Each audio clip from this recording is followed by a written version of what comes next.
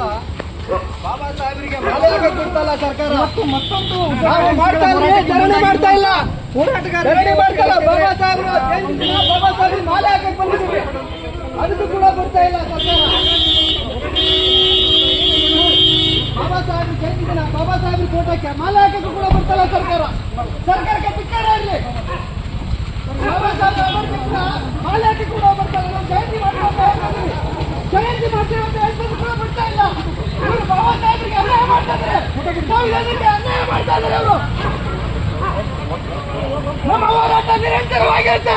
ಉದ್ಯೋಗಿಗಳ ನೇಮಕಾತಿಗಳನ್ನು ಕೊಳ್ಳಬೇಕು, ಇಲ್ಲಾಂದ್ರೆ ಈ ಹೋರಾಟ ಜೈಲಿನಲ್ಲಿ ಕೂಡ ಹೋರಾಟ ಮುಂದುವರಿಯುತ್ತೆ.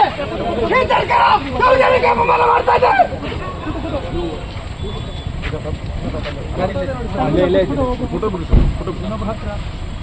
ಸರ್ಕಾರಕ್ಕೆ ಬಾಬಾ ಸಾಹೇಬರಿಗೆ ಅವರು ಅನ್ಯಾಯ ಮಾಡ್ತಾ ಇದ್ದಾರೆ. ಆ ಜಯಂತಿ ಇದ್ರು ಕೂಡ ಒಂದು ಮಾಲೆ ಹಾಕಕ್ಕೂ ಕೂಡ ಅವಕಾಶ ಮಾಡಿಕೊಡ್ತಾ ಇಲ್ಲ. ಸರ್ಕಾರಕ್ಕೆ ನಮ್ಮ ಹಕ್ಕುಗಳನ್ನು ನಾವು ಕೇಳ್ತಾ ಇದ್ದೀವಿ, ಕೇಳ್ತಾ ಇದೀವಿ. ಹುದ್ದೆಗಳನ್ನು ಸೃಷ್ಟಿ ಮಾಡಿ